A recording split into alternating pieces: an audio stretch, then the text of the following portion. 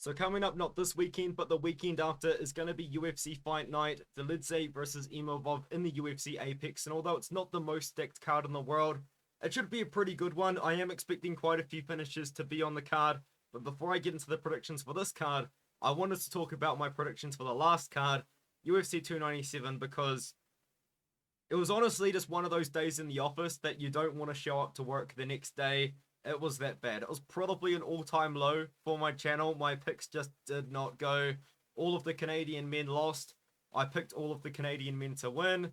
And then there were a couple of very close decisions that just didn't quite go my way. And it ended up being one for the history books, that's for sure. Unfortunately, in the wrong direction. But hopefully we can turn it around. But one group of people that did actually have a profitable night on UFC 297 was the We Want Picks team. Both Jacob and Angelo were up units. Jacob's Underdog Lock of the Week, which you can watch on YouTube, hit in Garrett Armfield. And you also get access to all sorts of things. My article, I believe, is already up for this weekend for some non-UFC events taking place this weekend, as well as a couple of other things, as well as other channels that also give you their insight. You can sign up for a 3-day free trial. Aside from that, it's $10 per month. The 3-day free trial, you sign up using my code ARTEM over there. And if you wanted to sign up to some new sports books, you can sign up to Bet Online and BetUS there. Before we did get into my picks, though, I did actually want to talk about this card here, just in case there were some people that didn't know that Road to UFC is taking place immediately after the UFC Fight Night event. This event here is the Road to UFC Finals. I believe last year in 2023, they did the Season 1 Finals in the middle of a card. This year, they're going to be doing it straight after the card. So if you wanted to watch some more fights, you wanted to stay up a little bit late, because it is going to be at 12:30 a.m. Eastern Time the day after the event, immediately after the event. You've got 3 more fights. You were meant to get 4 more fights, but I believe Long Zhao is having visa issues. So that fight is apparently postponed, but if they can't postpone it, maybe Chang Ho Lee stays on the card against somebody else. But these guys, they've completed a tournament pretty much. They've won 2 fights to get to the spot, and now they're fighting in the tournament finals for an opportunity to be in the UFC. Of course, Rongzhu has already been in the UFC, but he's pretty good. And I have already done predictions for this card. They're already out on my channel. They probably won't change too much. In fact, I don't think they will change. I will be doing more predictions for that card closer to the event, of course, which is next weekend. And now that that pretty long intro was out of the way, I apologize, it's 2 minutes 40. I had a lot to talk about. Let's get into the first fight. It's Thomas Petersen taking on Jamal Pogues. I've seen his name pronounced Jamal Pogues before, so I do apologize if I do say his name incorrectly. But the pick is Thomas Petersen. Thomas Petersen's a guy that I was pretty high on. In fact, I was pretty high on him going into Dana White's Contender Series against Chandler Cole. And although he did look really good in that fight, he also did give me a couple of things to worry about. Now, what Thomas Petersen is really good at is wrestling. He's got a strong wrestling base. That's how he wins all of his fights, I believe, his entire career. Prior to now, took place in the LFA, where they built him up over time. He did lose to Waldo Cortez Acosta. Although Waldo Cortez Acosta may be a little bit iffy just because he had a bad performance recently, he's still a pretty good fighter, and that was a good test for Thomas Petersen. He's bounced back since. He's a wrestler. His striking, honestly, isn't very good.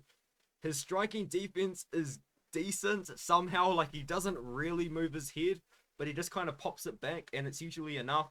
Jamal Pogues is actually a really talented fighter, in my opinion. I think that he could go on a run at 265 pounds. He just doesn't do anything. He just doesn't throw enough volume. He doesn't really use his wrestling, which he does have in the back pocket. I think Thomas Petersen is going to out-wrestle Jamal Pogues. The pick is decision, but I could see a ground and pound TKO happening. I don't think this is going to be the most fun fight, which is probably why they've got it as the first fight. But Thomas Petersen is a good heavyweight prospect and a guy to look forward to. Petersen by decision is going to be my pick. And then we can move on to Marquel Mederos taking on Landon Quinones. And this is a fight which I think a lot of people might be on the underdog. I am going to go Marquel Mederos. I picked against Mederos on Dana White's Contender Series, and I have my reasons for it. I'd seen him taken down before. I believe it is one loss. If I do recall correctly, it was a fight where he got some... No, I'm thinking of someone else. But I do remember picking against him because I thought Isa Azakov's wrestling would be enough to be taking him down, because I had seen Marquel Mederos deal with some wrestling in the past, and he didn't really deal with it too well. But other than that, he's pretty good on the feet. He is a striker, a lot of KO wins, as you can see.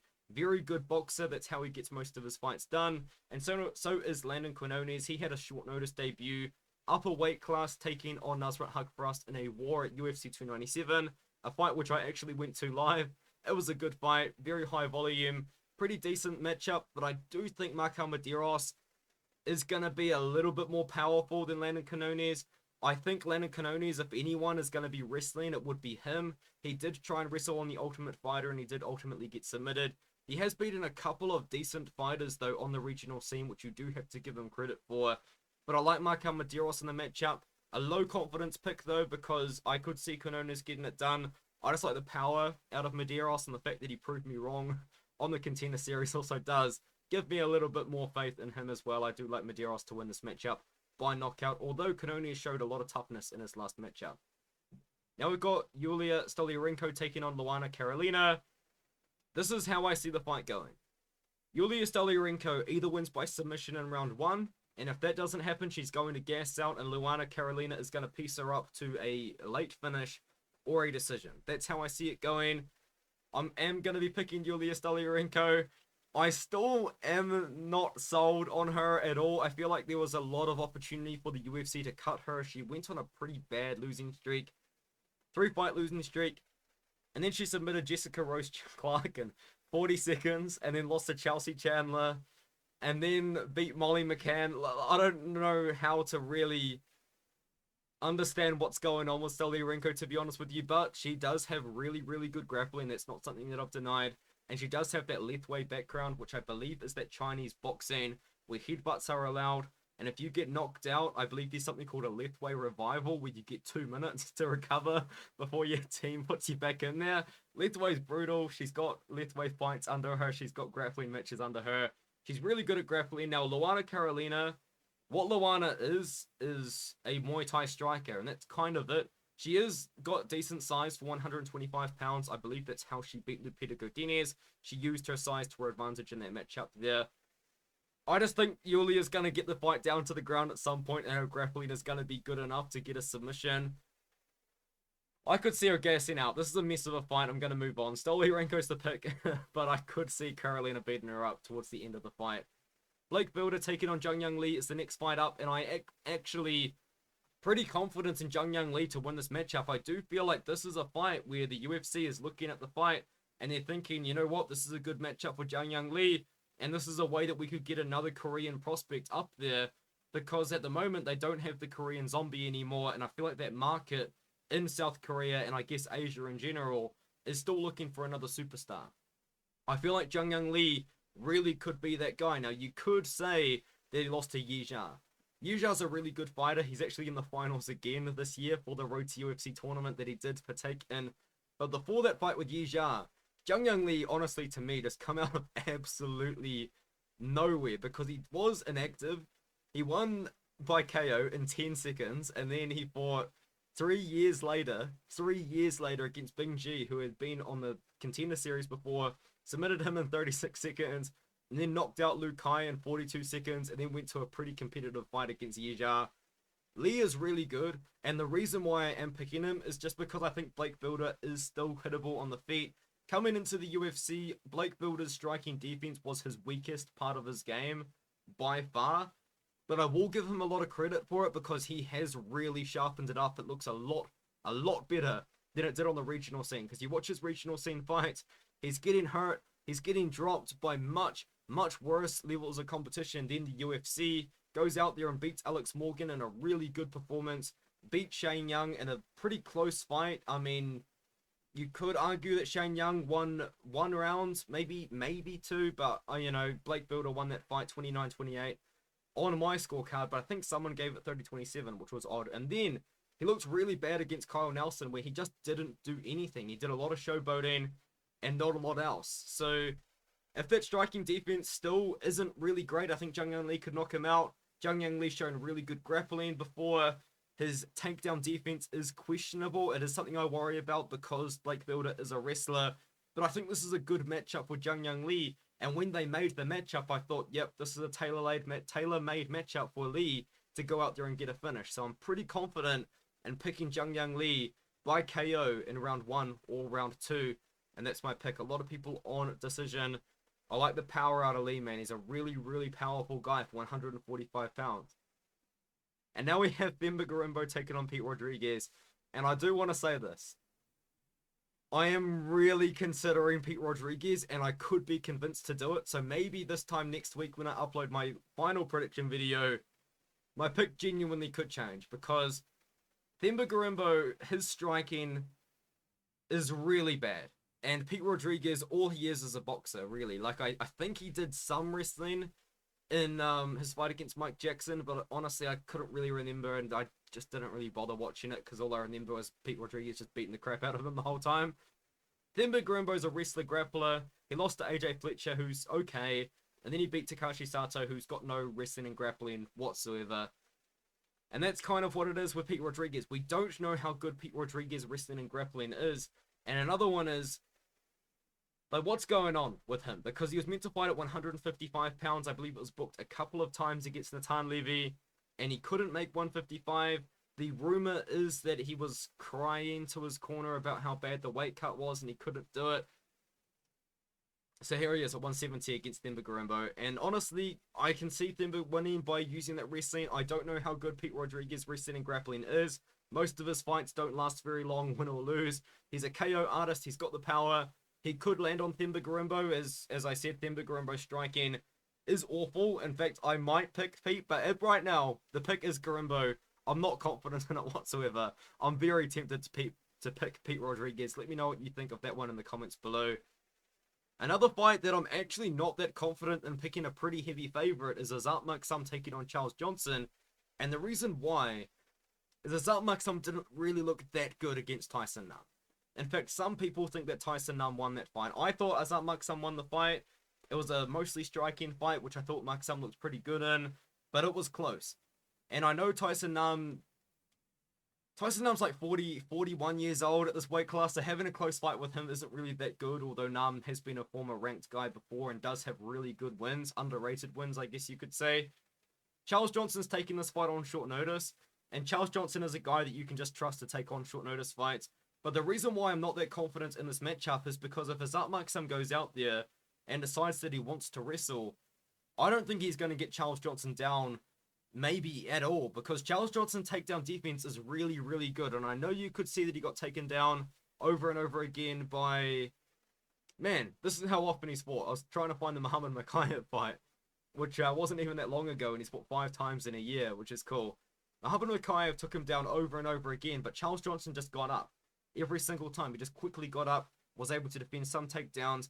His takedown defense is elite, and his Muay Thai is elite because he does train at Tiger Muay Thai, and I believe he got like a Tiger Muay Thai scholarship after winning a tournament to get into Tiger Muay Thai. So if Maksum's plan is just to go out there and wrestle, I think he's going to struggle with Charles Johnson. But I am going to pick Maksum anyway. I am a bit of a believer in him. His grappling's really good if the fight gets down to the ground. And he was good enough at striking to outstrike Tyson Nam in a striking matchup. Give me Maksum to win. My hype on him has gone down a little bit after the Tyson Nam fight. I'm starting to think that Asu Almabayev might actually be the better prospect. But let me know what you think in the comments below. The pick is Maksum by decision. I could see an upset from Johnson though, so let me know what you think of that one. Now we've got Molly McCann taking on Diana Belbita, and this is actually a rematch. Now, this is another fight where I'm going to be picking the big favorite, but I'm not confident in it whatsoever, because Molly McCann looks really bad against Yulia Stoliarenko. I know that Stoliarenko got a armbar seemingly out of nowhere, but McCann like put herself in the armbar position, and she's taking on Diana Belbita, a fighter which she has beaten before a very long time ago in 2019. But this was an absolute domination, and it was a fight which Molly McCann dominated in her wrestling and her grappling. And when this fight was made, I did genuinely consider maybe picking Diana Belbita. But after watching that dominance with Molly McCann, and I'm sure she's got a good enough team that's telling her, hey Molly, you've beaten this girl before, and this is how you do it. Let's go out there and do it again. Diana Belbita in general does have really good striking. Her takedown defense has been a bit of a struggle, but she can grapple. McCann come up, blew up recently with Paddy Pimblett, of course, when she knocked out Luana Carolina in that crazy KO. And then she knocked out Hannah Goldie doing the exact same thing, which was insane. But then she looked bad against Blanchfield, but that's Blanchfield. So I can excuse that loss. I can't excuse this loss, though. This was a fight where I said they're giving McCann an easy win. And Stoliarenko upset the party big time. I'm going to pick McCann. I'm going to pick McCann by decision this time. It just kind of comes down to the first fight. But McCann looked really bad in her last fight. I just don't know what's going on with her right now. Hopefully this is a bounce back. It's in the UFC Apex. She's not going to have the pressure of the London crown behind her. So let's go on to Gilbert Urbina versus Charles Radtke. I'm picking Gilbert Urbina. He really impressed me in his last fight, to be honest. He beat Orion Kosuke. Had a very impressive performance, finished him by knockout. And he's taken on Charles Radtke, who was brought in to, I believe he was... Well, someone said, I can't remember who said it, but I saw someone say that he was brought in to lose to Blood Diamond. But he was like a pretty big favorite in that fight because he was a pure wrestler, and he still looked really, really bad. Like, as I said, I was at UFC 297. I got the honor of watching Blood Diamond in person. He's terrible. And Radtke looked really bad against him too. Like, I know he won the fight using his wrestling. Man, it was a terrible fight, and man, it wasn't a good performance, man. Charles Radtke is not that great, and I think Urbina can beat him. I mean, that's the pick, obviously. He's going to be a bit bigger than Radtke. He should be able to defend the takedowns, and if he does keep the fight on the feet, he's going to be the much better striker. You do have to be careful with Radtke, though. His grappling is pretty slick. He did submit Raheem Forrest, who was a prospect I was very hyped up on at the time. Urbina by KO is the pick. He looks really, really good against Orion Kosuke. This is a somewhat similar matchup. This is a somewhat similar matchup in the terms of levels as well, as I would put Kosuke and Radtke. That would be a close fight, to be honest. Kosuke and Radtke. And Urbina beat Kosuke pretty easily. I'm going to go with Urbina by knockout. I just don't know how to feel about Charles Radtke. He's a good wrestler, though, but he's almost 34 years old, and he was brought in to lose to Blood Diamond, apparently. So, who really knows? And who really knows what's going on with Aliaskhab Khizriev as well, because this guy has got 5 cancelled fights since 2020. This guy is not fighting. He goes out there and dominates Henrique Shigemoto in 50 seconds in 2020. Has 4 cancelled fights. Some of them not his fault, to be fair. And then, on short notice, the man himself, who I'm pretty sure has been cut, but I wish he stays, because when you need someone to fight on short notice at 185, you call this man. He took on Aliaskhab Khizriev. A lot of people didn't want to fight him. Khizriev was 13-0 at the time, had dominated a lot of guys recently, and Dennis Tulin, the big dog himself, come in there and took him on short notice and actually looks pretty good, in my opinion. I mean, I like Dennis Tulin. I've got a soft spot in my heart. But in that matchup, Khizriev, he's a big boy, you know. He's 5'9", and he's got a bit of a gut on him, that he looked really good in the wrestling and the grappling. And that's where I think he beats Muradov. Not because I don't think Muradov is any good, because I think Muradov is really good. The problem is, in the past, when we've seen similar stylistic matchups with Muradov, he does fade a little bit. He didn't look amazing against Cabralho, although that was a very close fight. When he took on GM3, he completely wilted under the pressure of GM3, constantly going for takedowns against him. Aliaskhab Khizriev is going to go out there and try and constantly get takedowns against Muradov. The problem with him, though, he hasn't fought for like 2 years, and he's fought twice in 3 years and 4 months. And as I said, 2 years ago, he had a bit of a gut on him, so I don't know how good his cardio is going to be. I know that's not really a good reference, as fighters in the past have had quite a bit of body fat on them. They've still got really good cardio. I do just want to say it is something to bring up, though, and think about. I'm going to pick Khizriev to win by submission, but like, what's he doing? He's not fighting often at all. He's 14-0. He's a hyped prospect, you know. If he fought more often, he could be in the rankings right now. So I'm going to go Khizriev submission. I just don't know what's going on with him right now, just because he isn't fighting often whatsoever.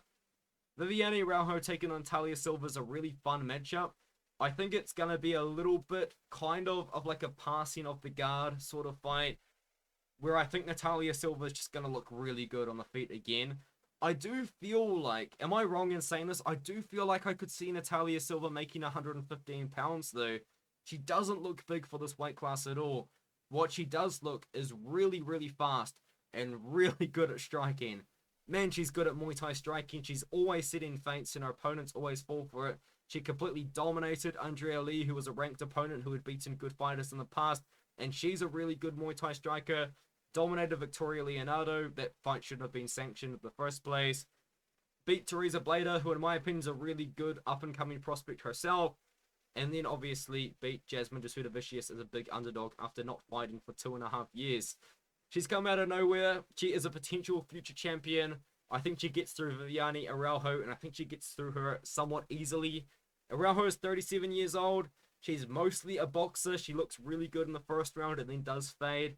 I think in general, recently she has shown a little bit of signs of fading. I know she did beat Jennifer Maia, which is a good win, but before that, lost to Rivas and Grasso, who obviously went on to be the champion. That was a main event as well in that matchup where Grasso took over towards the end. Natalia Silva's going to be throwing too much volume and being too fast for her. And if Araujo wants to take it down to the ground, I don't think she can get it there.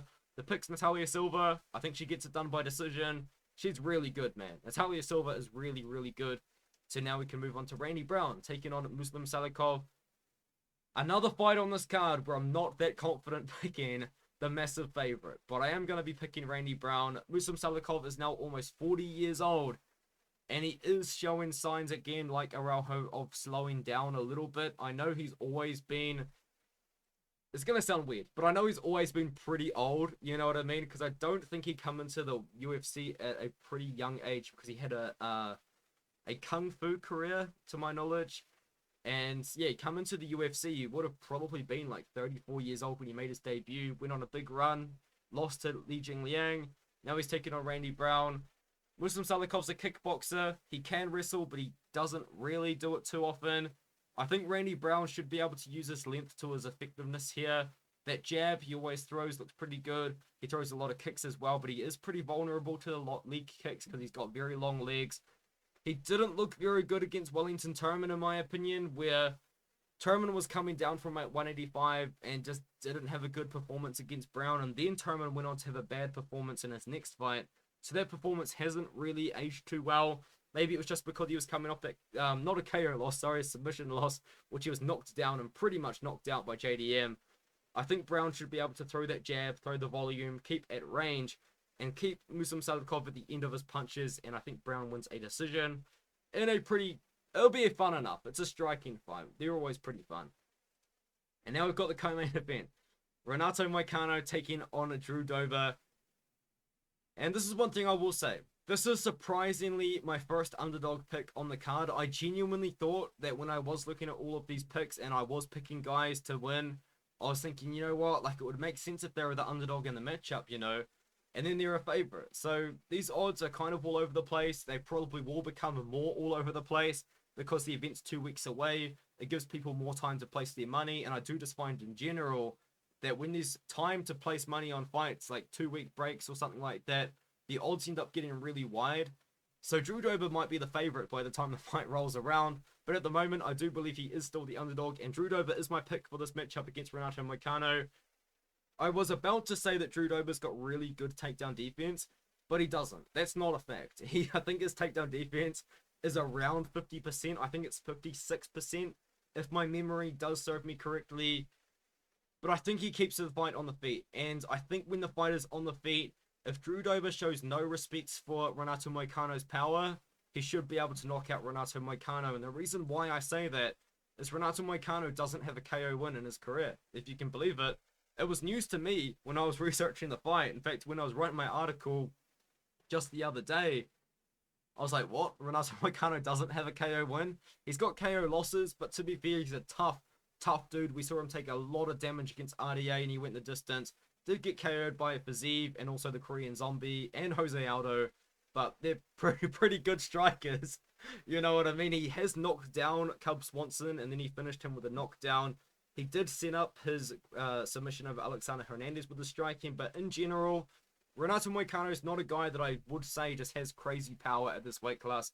Drew Dober does. I think his striking should be good enough. I know his takedown defense on paper isn't great, but I do believe his takedown defense, once again, should be good enough to keep the fight on the feet. And on the feet, I do favor Drew Dober in this matchup, which is why I'm going to be picking him here. I'm going to be picking him by knockout as well. I know I did just give Moicano a lot of credit to his chin, but Drew Dober's got power, man. And I know that he's not going to be super motivated for this fight. I think he's going to be motivated enough. That's why I'm going with Dober. Only 44%. I thought Dober would be one of those underdogs, which the majority would be picking. Who knows, man? Who knows? This is going to be an interesting card. And now Roman Dolidze taking on Nassourdine Imavov. And I'm going to be honest again, I actually thought Nassourdine Imavov was going to be the underdog, and he is my pick to win this matchup. But it does make sense. Because Roman Dolidze, in my opinion, I know he lost a close fight to Marvin Vettori. His striking and Vettori's striking looked really bad.